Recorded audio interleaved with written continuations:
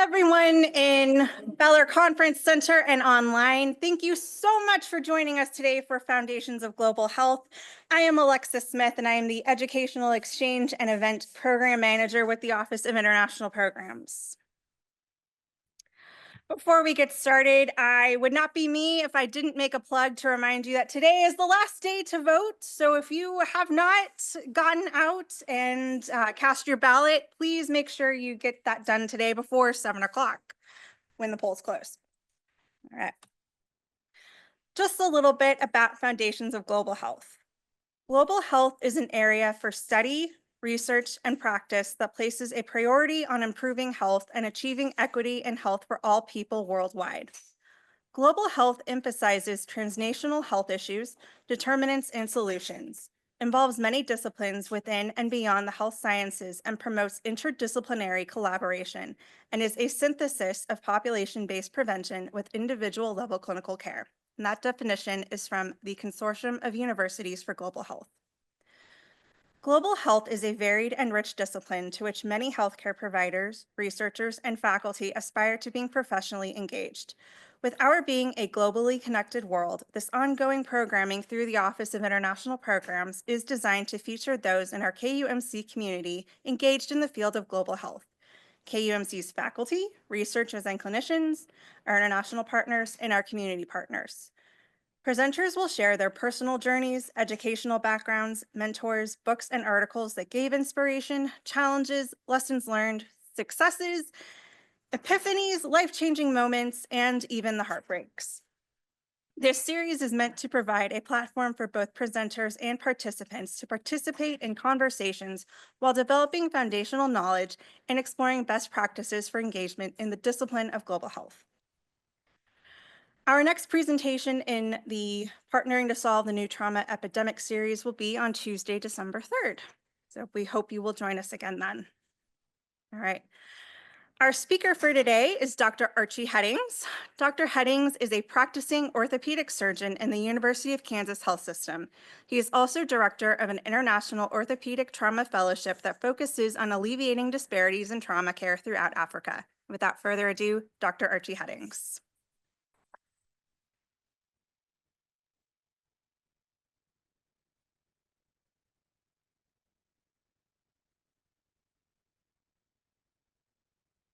Alrighty, I'm not Dr. Archie Headings, but he will be coming up here in just a couple minutes.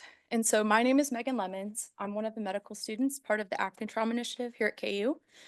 And I'm here to just kind of give us a very basic introduction to today's lecture topic and just really reiterate the mission of ATI. So to start things off, it's really important to understand the impact that trauma has on millions of people around the world. As we all know, trauma causes significant mortality. In fact, the number of people who die from traumatic injuries outnumbers that of people who die from HIV, malaria, and tuberculosis combined. Each year, approximately 5.8 million people die due to trauma, with more than 93% of those deaths occurring in low to middle income countries. And so this is a very significant issue. And unfortunately, it does not affect communities around the world the same. And that is something that our group, the African Trauma Initiative, is really passionate about doing something about. So trauma also causes significant morbidity. As you can see here on this chart, the number of people who experience disability-adjusted life years resulting from traumatic injury outnumbers that of cancer, ischemic heart disease, and major causes of infection around the world. And so why is that, you might be asking? So trauma tends to affect younger people. That's not to say it doesn't affect older individuals, but by and large, trauma is a young person's disease. And so when a person has a traumatic injury, they have more of their life to live than maybe someone who's older and has been diagnosed with cancer or ischemic heart disease. Not to dismiss the importance of those, but just understanding the impact and the lifelong effect that trauma can have on people's lives. And so research has shown that the vast majority of trauma cases are handled by orthopedic surgeons, accounting to about 64% of trauma cases every year. 26% are handled by neurosurgery on average. About 7% of trauma cases are treated by general surgeons, and the remaining 3% are treated by other surgical specialties. And so this graphic is really just highlighting the fact that orthopedics carries a tremendous trauma burden. And that is something that our group, again, is really passionate about, supporting orthopedic trauma organizations in low to middle income countries who need extra support in order to treat more patients. And so it's important to understand this bottleneck effect that can happen when you do not have everything that you need in order to treat trauma patients and to meet the demand that there is for trauma care.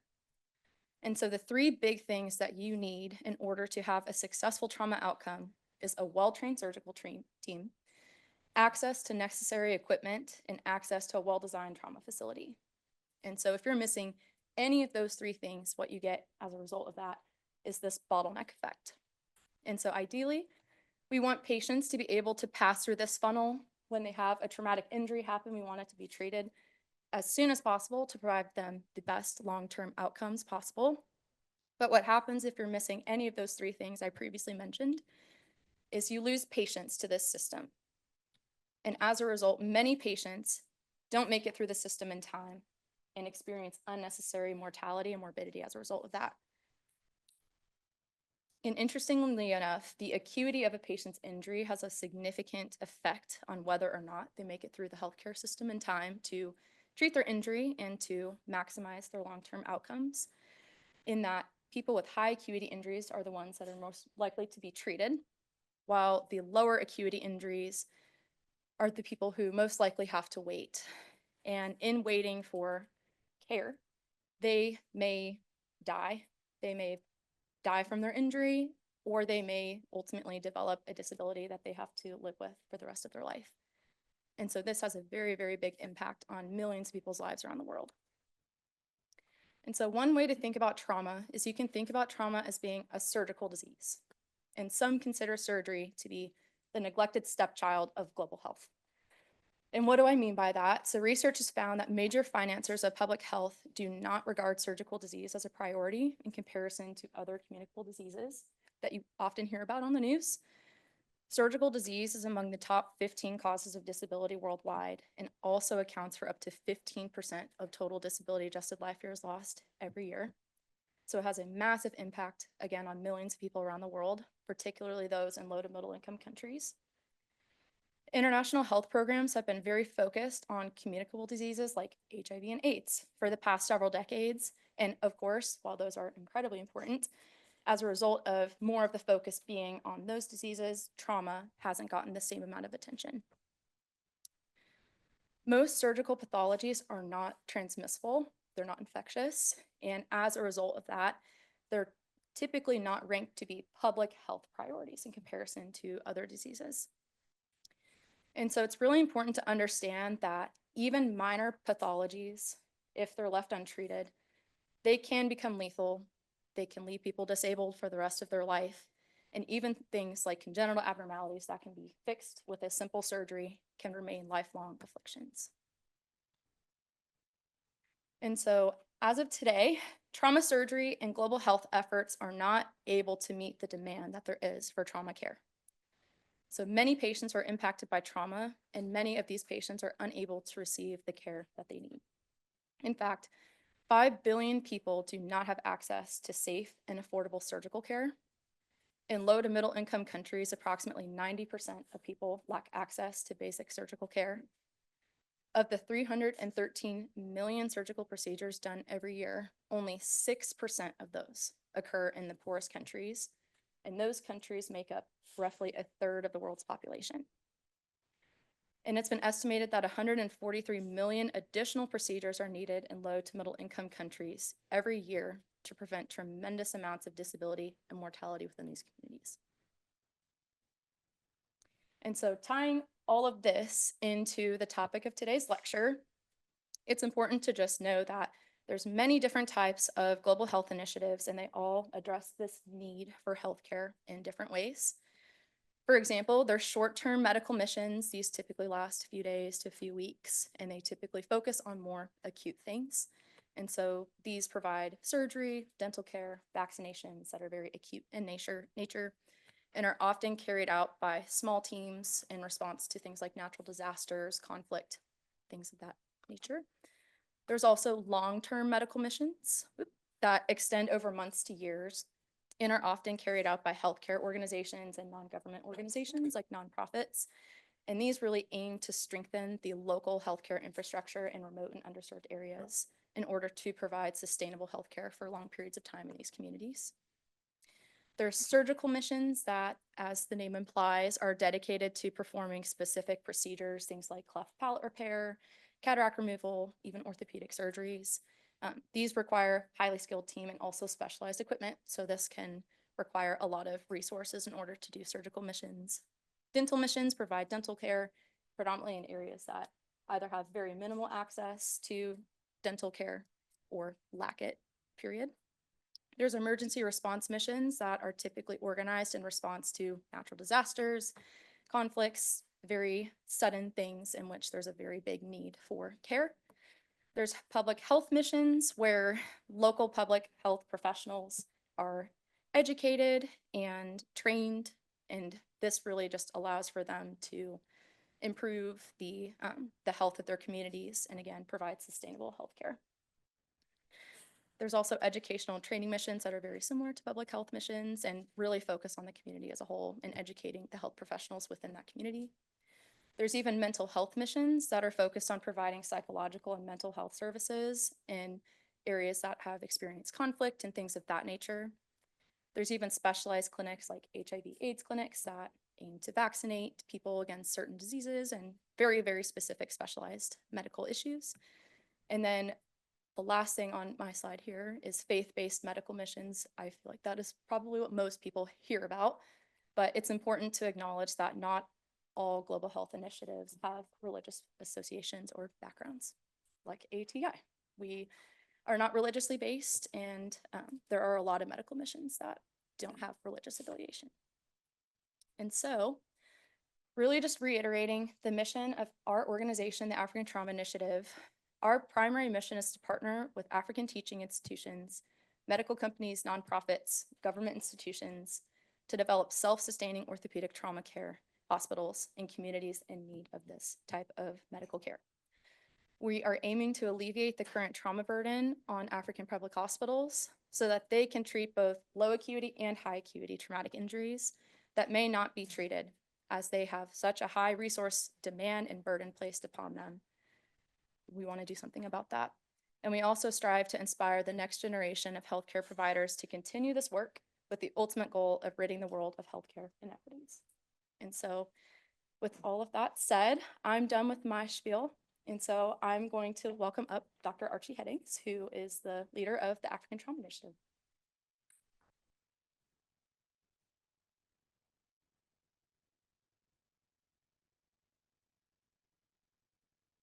Thank you, Megan. Great job.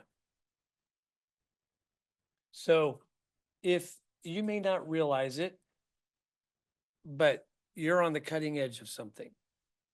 And what you're on the cutting edge of is you're on the cutting edge of how do we provide equitable treatment for people with surgical disease, focusing on trauma. But, and if you want to understand how to do that, and it's in the auspices of us reaching out, working transnationally to help people in need. And if you think about a lot of medical care, this has been worked out really good for things like vaccines or other types of infectious diseases. This has not been worked out very good for surgical disease. As Megan pointed out, the tremendous burden of surgical disease that's present and our lack of ability to treat it. So we're aware of this need, but we don't know how best to solve it.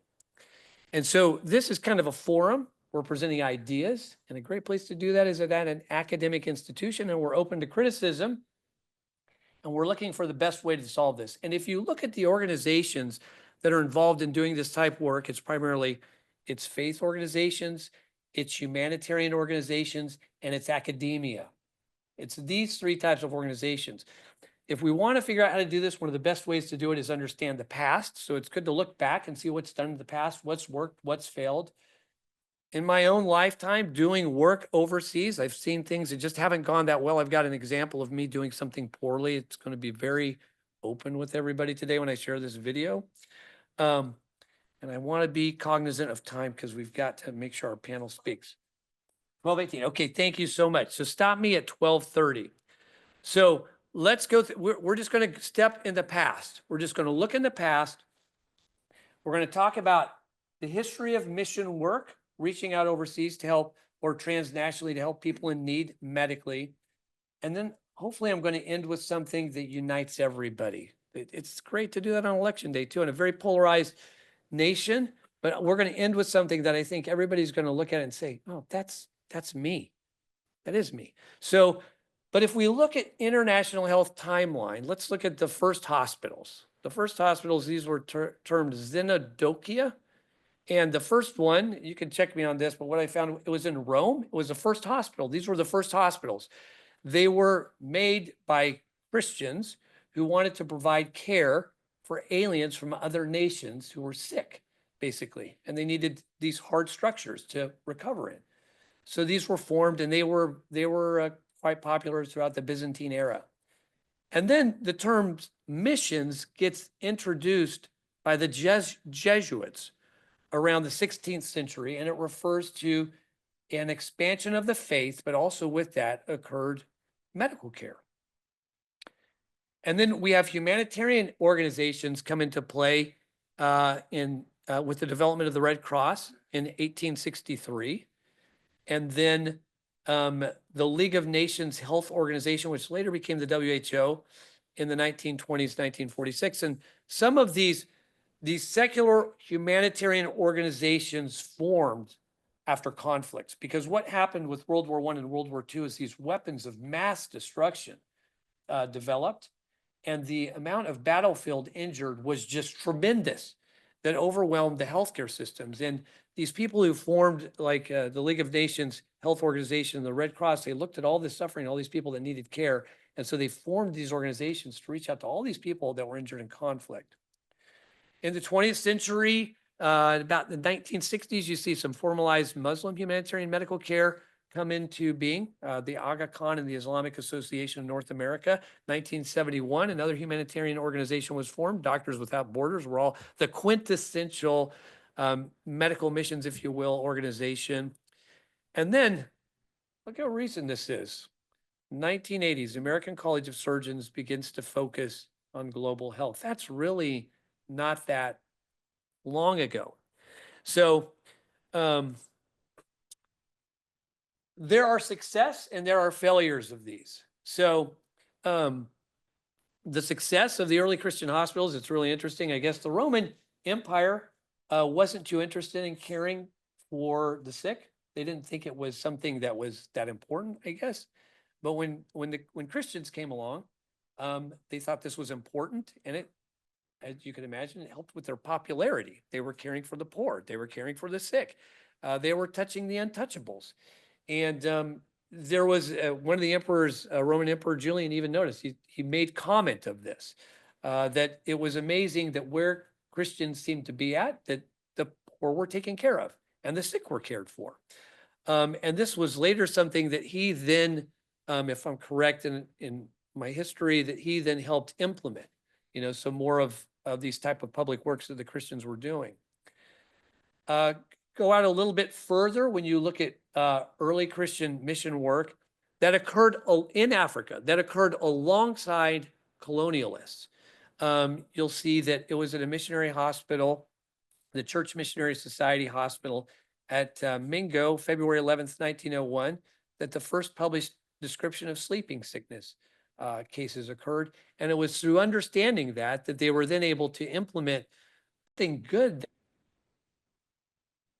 Sorry, there's something good. All I'm saying is there's something good that came out of this mission work. And the thing, when you look, in particular, when you look at Africa, you had imperialists coming in, and at the same time, you had people coming in that were doing mission work. And it's interesting, they didn't both necessarily have the same goals. In fact, if you look, the people that were going in for purely reasons of compassion, a lot of times the colonialists did not want them practicing in their area. So I think, but at the same time, there was medicine that came in through the colonialists that was there primarily to benefit themselves. And I think that's an example of healthcare that's done, you're helping out, and particularly infectious disease, you're helping out a local group in treating an infectious disease, but the end goal is it's because you don't want the infectious disease yourself, right? There's good that comes out of that, but the motive necessarily isn't the best. A good example of a recent type of faith-based organization with respect to delivering surgical care is the Cure Hospitals. And this Cure Hospital, Dr. Abebe, Lori, and I actually visited when we were in Addis Ababa.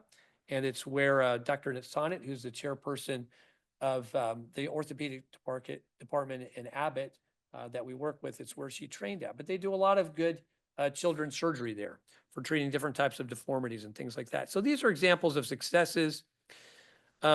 Secular humanitarian global successes, I think we're all very familiar with this. They're very numerous. If you go to the WHO website, they've just got a section on things that they consider successes. 1980 smallpox eradication. I just picked out a few. 1983, HIV was discovered. Then after that, treatments were discovered. Then after that, they were implemented. I don't think anybody would argue that these things are good. 2014, you have the Ebola outbreak with a successful international response. 2021, they announced a malaria vaccine for children. So there's examples of successes both on the faith-based side. There's examples of successes on the humanitarian side. Here's some examples of secular humanitarian global health success on short-term mission trips. And some of you are familiar with these or have heard of these, Operation Smile or Smile Train, and then Mercy Ships, which the U.S. Navy has, right? Which is it's a traveling overseas hospital, and they deliver surgical care. You can criticize all of these. All of these things can be criticized. If you look at each of these, whether faith-based, whether humanitarian, whether academic, there's ways to criticize these. There's ways things can be done better. But I'm focusing on the good, at least first in particular, because I think it's important to note that good can be done. And I don't think our response needs to be things have been done bad by each of these, and therefore we should walk away from this problem. That's not the answer. There's a problem. People are dying and becoming disabled. We need to help come up with a solution. So when international health goes wrong, there's a good article. I have it at the end of my references on this talk.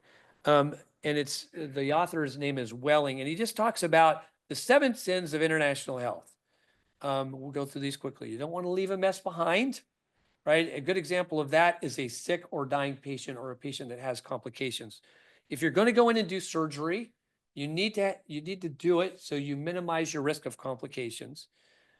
Failing to match technology to local needs and abilities. Don't go in with technology to treat or do something, and then once you leave, that place doesn't have the technology to follow or help the patient. Failure of non-governmental organizations to cooperate. Boy, you'll see every nonprofit needs money. They're all reaching out to the same donors, and that can sometimes lead to them not working together. We have to work past that. All right. The same is true with working with military organizations. Some of you know I was former military. There's some good that can come out of working with the military. And I think if it's done wisely, using those resources can be used to help people. Failing to have a follow-up plan, allowing politics, training, or other distracting goals to trump service. That's one of the big, criticisms of academic models is you're just sending your students over here to train. You're not sending them over here to benefit us. Going where we're not wanted or needed. You may like the surgery you do, and you may want to do it in some foreign land, but if they don't need it, don't force it upon them to go over there and do it. Particularly don't take their operating room time to do a surgery that they really don't need, and then that blocks them from doing the surgeries that they need to do. And then doing the right thing for the wrong reason. This was something that I thought it was, funny, but it came from the Onion, but it just says a 6-day visit to rural Africa village completely changes woman's Facebook profile picture.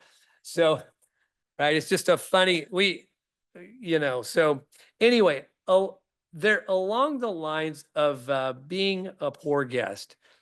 I just have my own confessions here, and I'll show you an example on how you can be a poor guest sometimes and not even pick it up. So I knew that this interaction went bad, but until I went back over the video, I just didn't realize how bad it went and how it started to go bad before I even realized it. So I'm gonna play you this video here. So we'll just go through it first, and then I want to go through it again. So just watch this. Let's see, where's my cursor? Here we go. So the context is I'm being driven into the hospital. And there's one street that I just like for whatever reason. It just stands out to me as like, this is the classic African street. And there's some things there that I see that I like, but I want to film it. So I'm going to take my cell phone out. I'm going to film this. I'm going to teach you what not to do. I'm going to teach you all what not to do.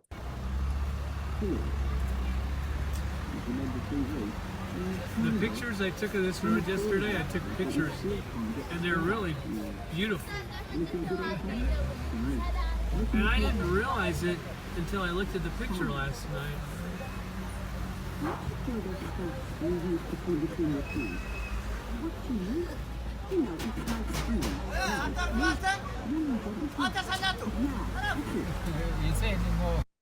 All right. At that point, the person that was driving me literally jumped across his seat and swatted my phone out of my hand. So it doesn't seem like it's that big a deal, but for him, it was a big deal. Yeah.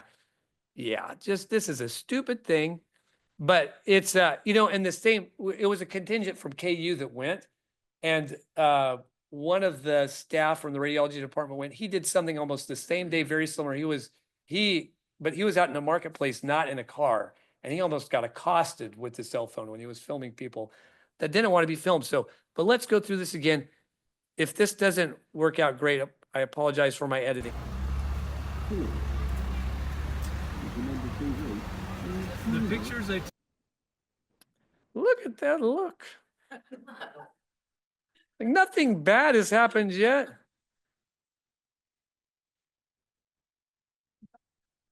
Yeah, right. You think I would have noticed that? No, I just kept going. I'm being very open here. But for my students, don't make this mistake, right? Don't make this mistake. So let's go on. took of this road yesterday, I took pictures, and they're really beautiful. And I didn't realize it until I looked at the picture last night.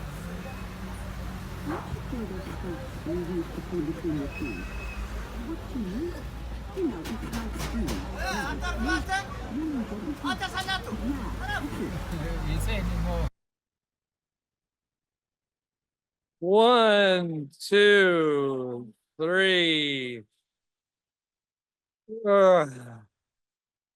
Let's introduce our panelists, okay? All right. It's just a point of, I went there with the best intentions, right? And I wanted some people to see some things. And I think there's a lot of people there, particularly the two kids playing, the mother with their daughters. I love these things. But boy, I was being offensive. Things you have to be aware of, and medical care is the same. You have to be so sensitive to the way you deliver it. So without further ado, let's bring in our panel. Dr. Abebe, who is on staff here, one of the best people I know, who's part of the African Trauma Initiative. He's our chief of staff.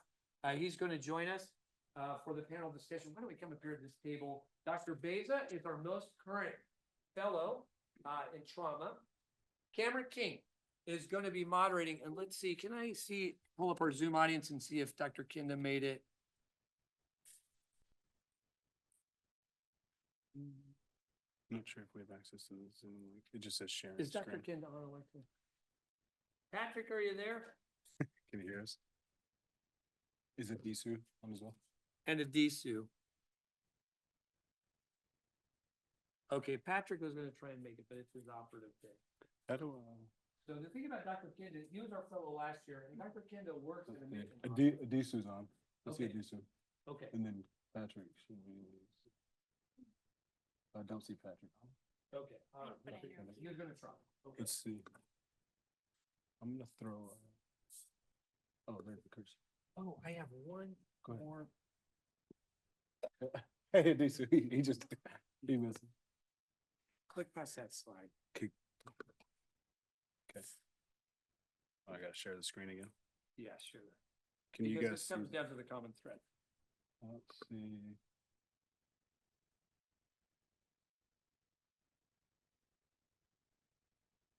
The common thread. And it's why you're all here. I would bet you, if you think about this, this is why everybody's here, the common thread. Oh. Yeah. And the common thread is basically, you're doing some compassionate act, right? Transnationally. And you're doing it with an appeal that it's somehow related to the transcendent. Something bigger than you. If you're honest with yourself, that's why you're doing this, right? You're here because you think helping other people, it's the right thing to do. And the conclusion there is it's related to something transcendent. And that's why I think you see faith-based organizations involved. That's why you see humanitarian organizations involved in academia, because that's what drives all three of those types of institutions. Okay, I don't want to take too much time. I want to get time here from Dr. Bailey and Dr. Beza.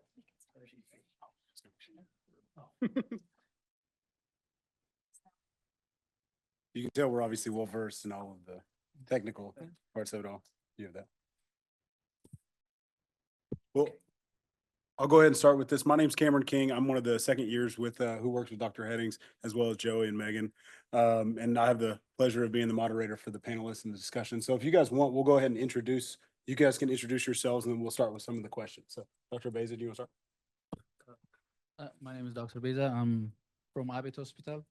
I just started fellowship under Dr. Hedix in KMC. So Yeah, my name is Abebe. I'm one of the internal medicine attending here at KU. I'm involved in multiple activities. I'm currently the vice chair of undergraduate medical education. I also work as the core faculty in the Department of Medicine, and I'm a member of the Kansas Board of Healing Arts, and I'm involved in a lot of medical student and residency initiatives. And I'm glad to say I'm part of IOTC, thanks to Dr. Headings, the most altruistic person I know in the world. Howdy. Well, so I'm going to go ahead and start here. Can each of you kind of give me a little bit of a share with the group about your understanding about the history of some of the medical missions that you've been on and the evolutions of that, and how some of the interventions that you've seen change over time with the medical missions that you've been on?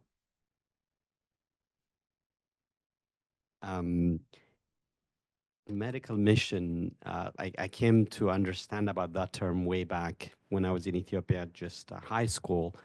And there was a group of cataract surgeries that came up, and I know someone in the neighbors were talking about going to get that surgery, and that's when I came to know about medical mission at that time. But what was interesting at that time was they were not able to be picked up because they told them that there were people who have more severe disease. It was a sort of disappointment at that time.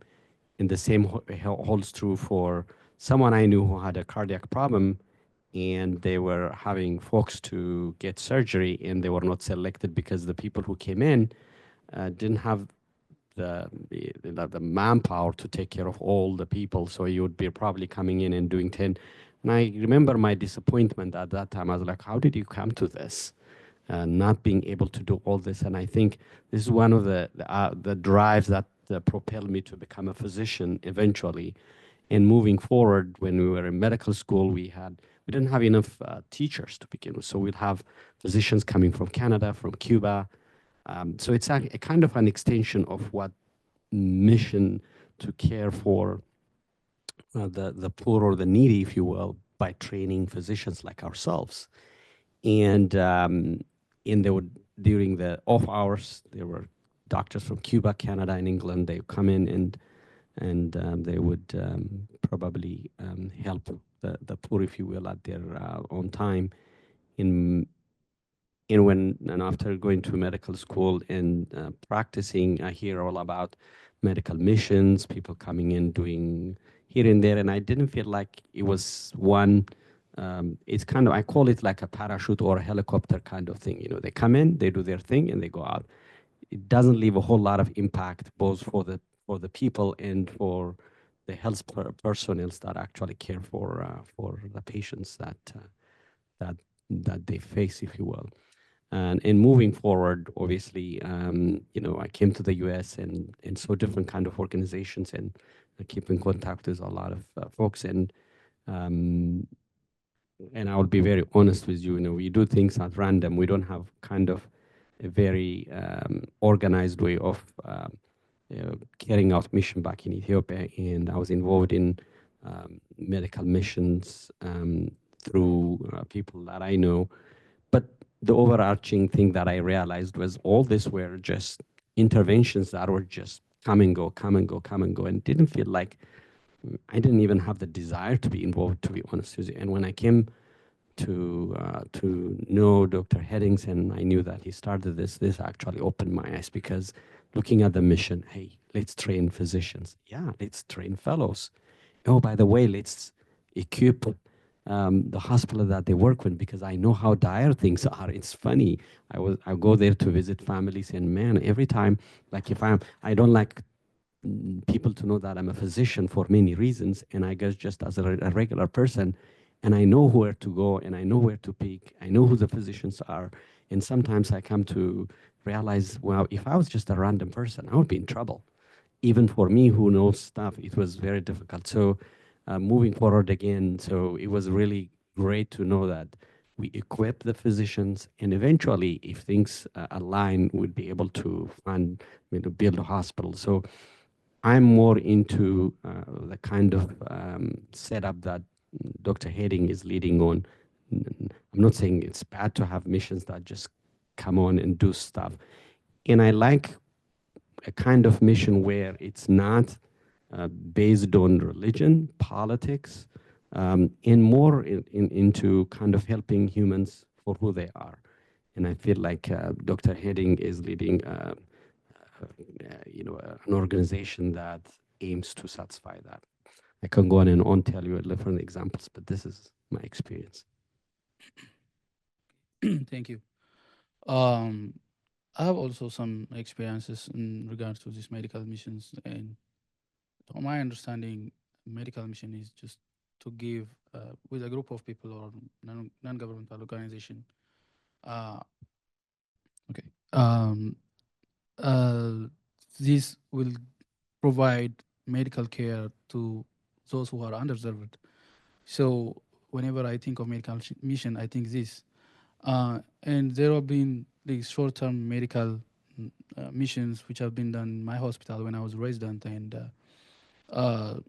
it was a good experience because at that time the impact was quick, and we got to see what what the medical care is in other places, and we got to learn something about it. But if you think the impact those people came and provide, it's very little, and it was difficult after they go back home to follow these patients. One thing, you need to be equipped uh, to manage complication if it happens, and even we have those occasions that they did the operation, they left home, and um, there are a couple of people who got complications, and we were not able to give them the care that the missionaries should have given them. So even if it has a good, I mean, impact, like it's better than not having anything, especially when think of my country. And there is also this mission. Now I got to get to experience with Dr. Eddings and the ATI team in general, and it's a long-term mission, and it has its own cons. Like it's going to take a longer time. It will drain the money, your time, your family, but it has a long-term.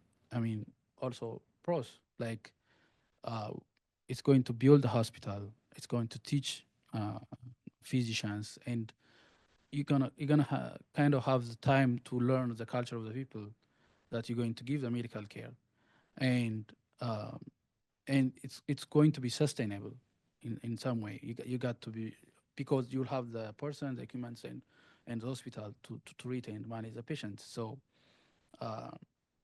I'm kind of in that perspective right now, and I mean, it's a good opportunity to be part of this ATI, and I'm just consumed in it. So that's my experience.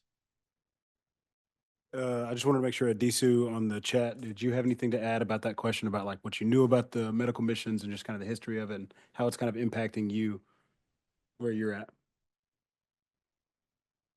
If you can unmute, I just wanted to make sure if you had anything to add, that's fine if you don't.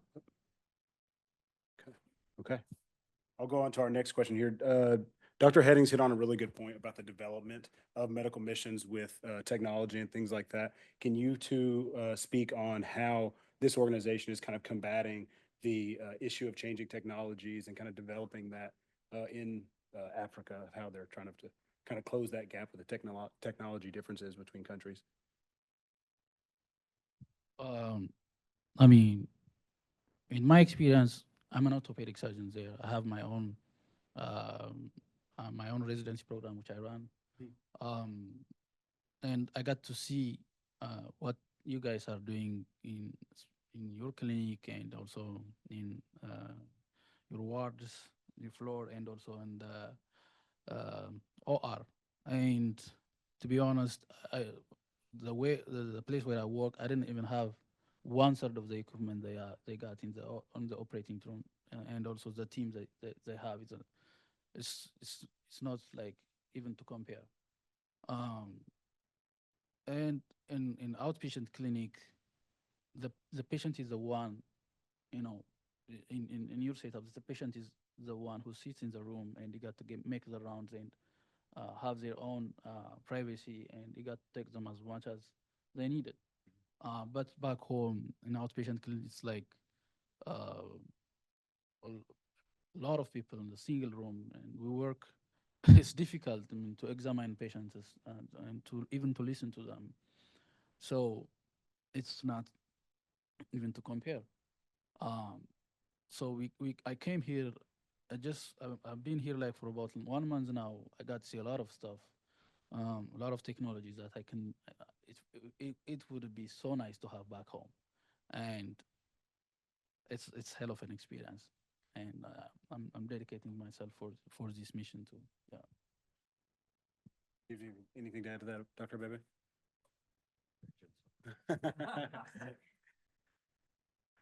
Adizu, I just wanted to check, are you able to unmute now? Sure. Oh, good. Good afternoon, everybody. Can you hear me? Yes, sir. We can hear you good. Good luck with your election, and let's to add on some of the points. Thanks, Adisu. Okay.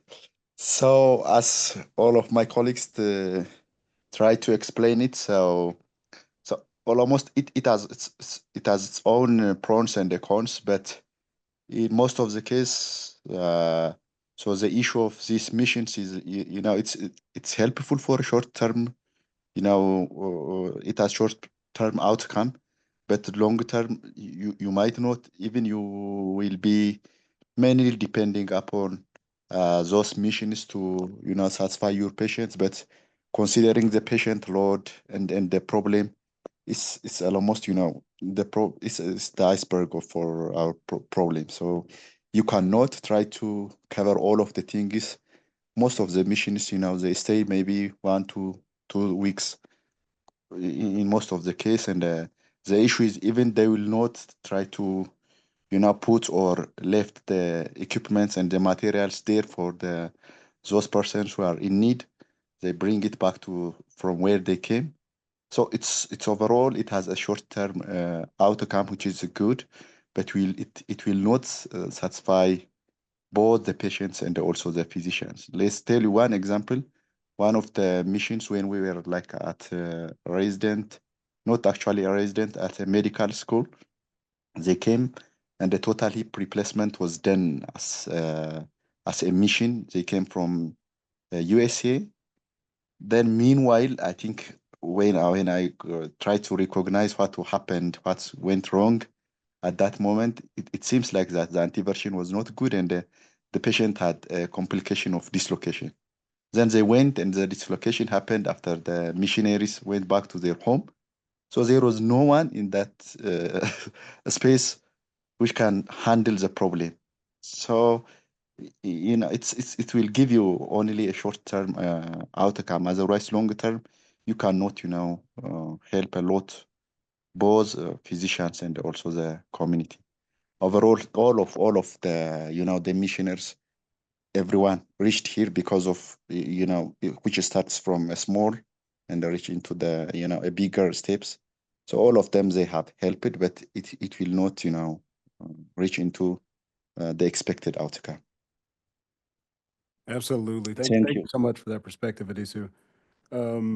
We've had a lot of discussion today about the sustainability, the necessity to be sustainable on medical missions. For all of the students in here, in what capacity do you kind of advice that you can give to them of the ways that they can help us in this initiative of kind of the epidemic that we're talking about?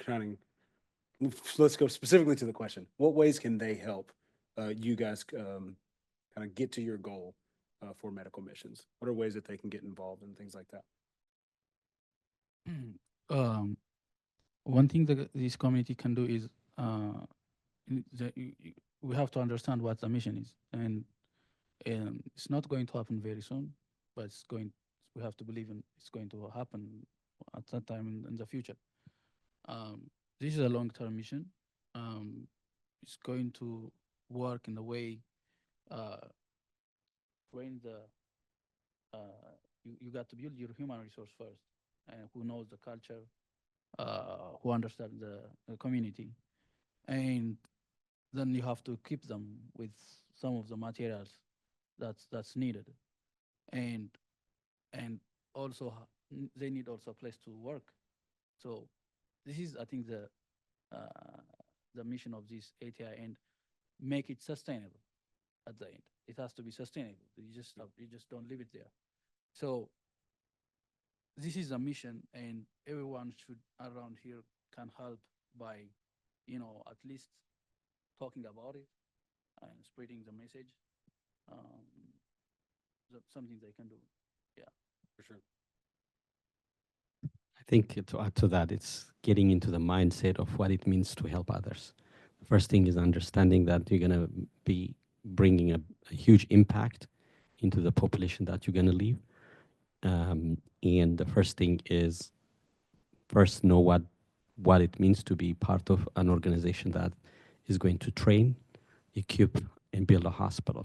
And then you'll be the vehicle of information for your community, both at the KU Medical Center and in your individual community at home, if you will. The next step is recruiting people left and right to find either in helping directly or indirectly in financial means to help the first few steps. Everything, we always say in our country, egg walks and eventually becomes, walks on its own. So you will be part of an organization that eventually will be a model, in my view, to provide a sustainable care in underdeveloped nations. And I think of it as doing a good thing while actually fostering your education, which is just caring for patients where you are, but going to underdeveloped world and bring an impactful change. So I know a lot of the M2s will have to leave here soon for PBL. Do we have any questions in the room before I go on to the next one? Anything? You got one, Joey? What you got? Yeah, we'll do the microphone. Oh, I'm sorry. So one of the uses of the trauma fellowship here is that we train the fellows so they can go back and use some of this equipment back in their hometowns. How does sustainable care look like in terms of having equipment available to you back in where you're from? Does that make sense? Does that make sense? if you look at the models, so this is where I said we're on the cutting edge. How do we make global surgery work? And if you look at what's being written about this, the thought is these three groups, faith-based organizations, humanitarian organizations, and academia need to come together, because the training really needs to be done by academia. And the openness that comes with humanitarian organizations serves everybody. Faith-based organizations some time ago actually moved away. Most of them moved away from making their medical work focused solely on proselytizing. So a lot of the Cure is a good example of that, I think. So, but if you need a constant source of cash in terms of bringing that cash into the system to maintain implants or to maintain care for people who can't pay for it, the best place to get that pool of money is from a faith-based organization. Academia is not great at that, but faith-based organizations aren't necessarily the best at doing research and training, if you think about that. So yeah, that's my brief answer to that question. But we're developing these models in terms of how do we solve this problem, and it seems to be bringing these three types of organizations together, which can be tricky, as you know, because they all have kind of different opinions on things. I think piggybacking on Cure, what I liked about Cure was they have places where they make prosthetics actually right on the spot, which makes it the human power is there, the material is from there. I know this probably doesn't transcend into orthopedic implants and so forth, but I think if we give the government and organizations a model of that you can make this thing sustainable. You can channel money to organizations who actually make those implants, and maybe someone altruistic like Dr. Hedding may be part of that kind of organization. But I agree, like if you just send implants and they run out, it's probably not sustainable.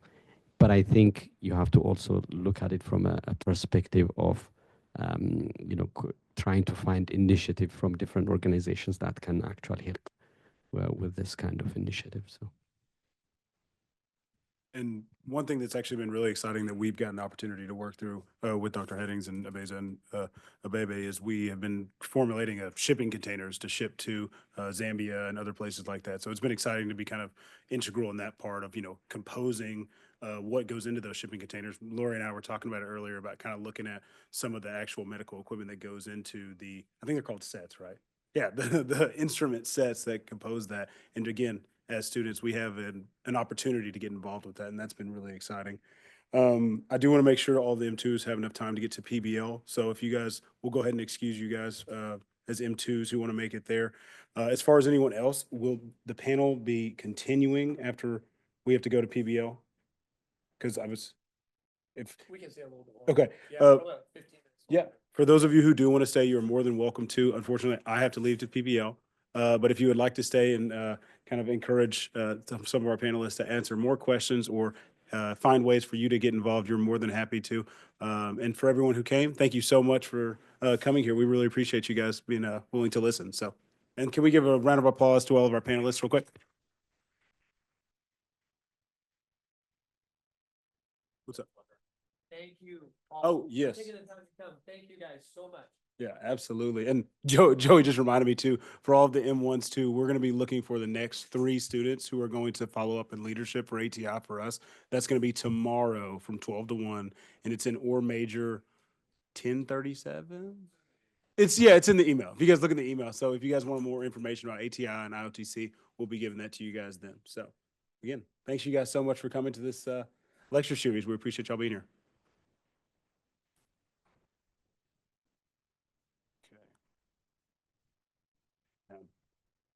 Thanks, Cameron. Yeah, absolutely. I'll see. Is this your phone?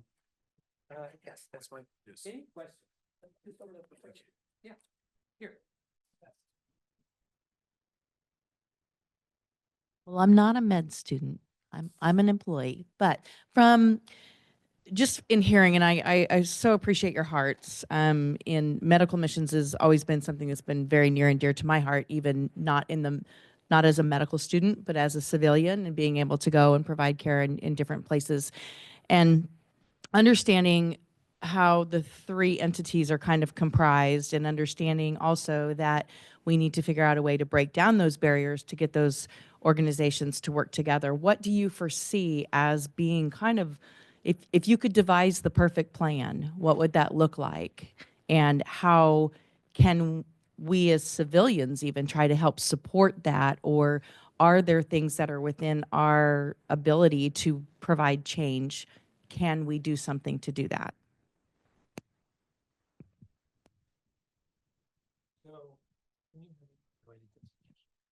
Okay. So in a perfect world, we would match academic institutions in Europe and North America with academic institutions in low to middle income countries. They would intertwine their teaching, in terms of medically, and you would have this cross pollination where basically an academic institution would send and receive students from their sister organization, and that would help develop the training because, like Dr. Beza said, he said he didn't even have one of my sets. Well, you can't train and learn how to do state of the art surgery if you don't even have the sets. So unfortunately, they just have to come. But then in addition to that, you need to go over there. Our surgeons need to go over there because there's things that we can see in terms of like when it comes to equipment saying, oh, you want to use my arm, actually you're going to need this, this, and this. So it's not just, it really goes both ways. So that develops relationships and friendships, and that's just the glue that keeps this together. But then in terms of the funding mechanism, really humanitarian organizations and faith-based organizations, that's their call. It's just it's like this, we're not arguing about the importance of serving people who are suffering. It's something that just in those organizations, it's expected.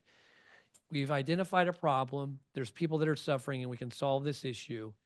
Help us out, give us financial resources. And so, and they partner, you would have, basically faith-based and humanitarian organizations that have a pot of money that would be able to sustain some of these needs until these societies become self-sustaining themselves. Because if you look at Ethiopia, the economic growth there is incredible. At some point, that will become a nation that doesn't need to rely on, donations. Their GDP, I think, was like 8%. It like runs between 8 and 10 or 12. It's just tremendous. They're growing so quickly. So that would be an ideal model, I think. And I'm not the only one saying that. This is being written about in other academic journals. I don't think I have anything different than what Dr. Heading was saying, but to kind of reinforce that, it's always good to be involved in an organization which probably has a more sustainable form of, the care, if you will. It's good to have an organization that's able to to channel money for small or short-term medical missions, but kind of making the community being aware of this kind of organizations that they are present, who are actually involved in teaching and having like fellows coming in and sending equipments that actually help them. And if we find people like yourself who are who are going to be part of group of people that are able to help you know procure funding and other forms of help, that would be the way to go.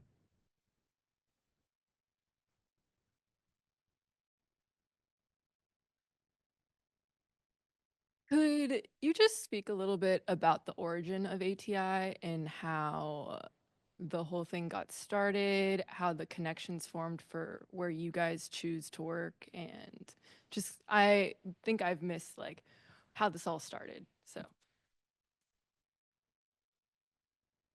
So I started doing short-term mission work, and I went to Ethiopia. I spent 2 weeks there, and I operated with them for 2 weeks. And as I was leaving, one of the surgeons there, Dr. Solomon, just sat down with me in front of their whole department. Their whole department sat down with me, and he looked at me and he looked me right in the eye and he said, "We don't need more American surgeons to come here and operate. And then he said, teach us how to do what you're doing, and we can do this. And I don't know how many people they had said that to, but I said, okay. You know, that whole trip was just a blunder. You got to see my video. I was just blundering. At least I was operating well. I guess the saving grace was at least I was operating well, because he said, just teach us how to do this. But so we became friends, and so that's how. And then we just started working together, back and forth, and we developed this fellowship. And then once the fellowship started going, when they came over here, when Dr. Abby and Dr. Solomon came over here and had the same realization that Dr. Beza did of, we have none of this. If you've never been to a place, like if you can imagine, they just saw Americans come in and break some equipment and do a surgery, and they thought, oh, that's all we need. And then, and they're working in a trauma center that is a hotel that's been converted to a trauma center. That's their world. And then all of a sudden they come here, you know, they come here and they realize, whoa, we need a lot more to do this. So then we said, okay, what exactly do you need? And they said, we need equipment. And then so we said, okay, we're going to make that a component of this. We started ATI, and it was about equipping and educating. And then they went back to their country, and it was a horrible start, a horrible launch. And this is literally, I just bought a plane ticket and I flew out there. I said, should I come out and help you guys? They said, we don't even know. This is going really bad. And I won't say who, one of them was crying. They were just like, worst decision of my life. It was really, this is a very emotionally wrenching thing. And so I just said, I'm just coming out there, Abby, I'm coming out there. I just bought a plane ticket.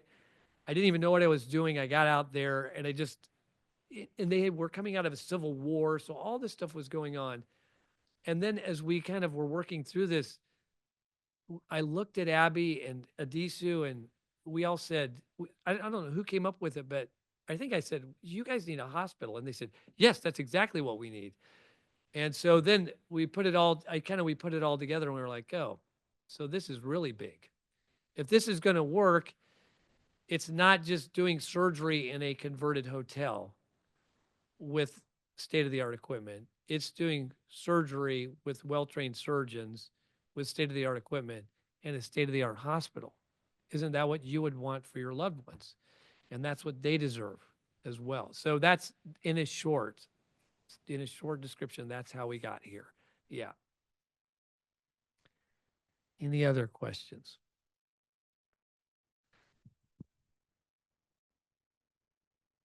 Thanks so much for taking the time to talk to us. I loved hearing about how, as students, we can partner with you guys with fundraising and getting the word out and filling the containers to Zambia.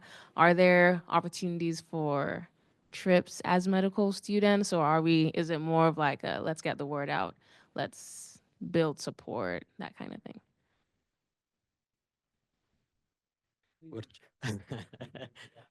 I think I will take it in two ways. One, you know, it's a personal fulfillment going to being able to go to Ethiopia just at an early training, finding out, kind of, I would call it, it propels you to do more on your part from enriching your own education, but also like when you're done, you want to be part of this organization. My feel is, I don't know how Dr. Hedding feels like. If someone, and I know Ruth, by the way, she's one of my students who I coach. But I think if it's my way, I would like to have students be part of the trip, because it's just so eye-opening. There is nothing better than having a personal experience. It's just nothing, like in everything, in person is better than anything. So if it's my way, I would be happy to be part of a lead where we can help you guys go and be part of this trip, honestly. Instead of me going, actually, it's better if you go. Yeah, it changes you. I mean, it does. Yeah, going for the right motive, or I would like all my students and all my residents to work overseas in a low to middle income country. That's my dream, that it's a rotation, that all American students that have been vetted get to experience. It's a funding issue, but I want to find a way that everybody could go.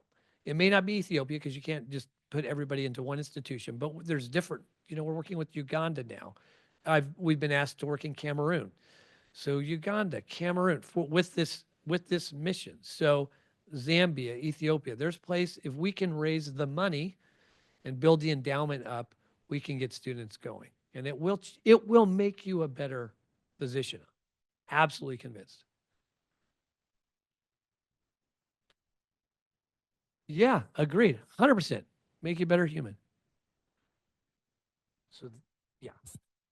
And I think you also learn a new culture, a new everything. It just completely transforms you in ways that you have never imagined. The same way I have been transformed coming to the United States. It's about both directions. Also, if this thing happens and working place, there can be kind of exchange students, because that place is going, it's not only just to treat patients, but it's going to be an academic excellence too. So in that way, both will be benefited.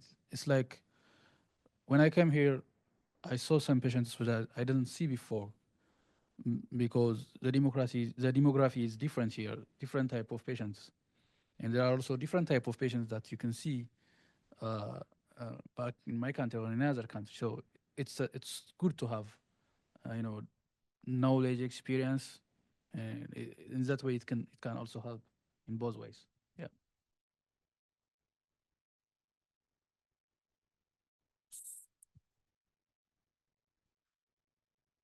I was worried this table was too quiet. We need a question. Yeah. Careful what you ask for, Dr. Headings. This is probably a bit of a heavy-handed question, but Megan was speaking earlier a lot about kind of the public health infrastructure approach, if you will. And I think that a part of a lot of that is that with, infectious disease, there's, you can prevent it almost outright with the proper interventions and so forth. But the same can be said with trauma.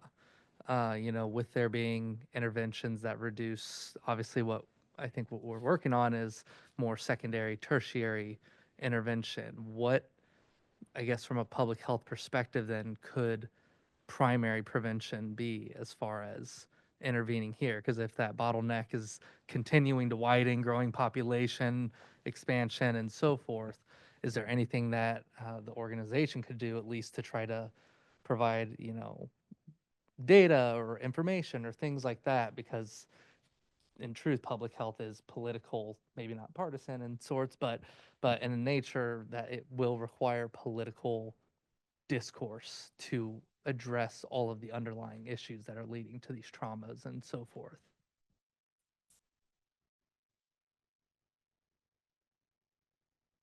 Yeah, that's great, because really the best way to solve the issue with road traffic accidents is to have safe roadways and have people drive the speed limit. And that's, if you look on that WHO site about successes, it was like in 2015 or 2010, they declared like road traffic accidents like a worldwide problem. And so it's recognized by the world, but they've all the targets they set like back in 2010 to reach in terms of road traffic accidents, they haven't reached. It's such a difficult problem to solve because everybody wants to progress and they want to progress as quickly as possible. And that unfortunately seems to eclipse safety. But in our charter for the International Orthopedic Trauma Collaborative, we have written it in such a way so we can do public health. It's just I don't do public health. But if somebody wants to get involved and run public health, they are more than welcome. But no, that is a huge key component. Did that answer your question? I think you hit it on the nail. It's political, it's economical. When I came to the United States, it was early 2001 to be perfect. I drove there, everything was right, like you drove right, stoplight and everything. I moved forward. I went 15 years later. I felt like I was in a different country because we used to make a joke about how Indian street or places in Nigeria, how they drive there was so disorderly, and it became real worse. I think the way I see it is, you know, especially like where the capital is, the population has grown tremendously. People just flock to the capital for many different reasons. And unfortunately, some of the roads are made in such a way that they didn't have the mindset to think of the people who are not driving, one, and the whole change of economy. People just want to get there, and they drive hastily, and people who walk don't follow rules if there are some. Um, and I think there has to be a change from the top, in my view, to actually be very strict on road traffic, lights, how you drive, and so forth, because it's very difficult to enforce at small levels. Sometimes you see places where, yeah, looks good, but then you go to other places, they drive crazy, people jump, and I think they build highways sometimes. You have to go so long to actually be able to cross. What do people do, including myself? Jump over, like some of the videos. So it's a much bigger problem to be addressed just at public health level. It has to be at the top, in a political and economic level.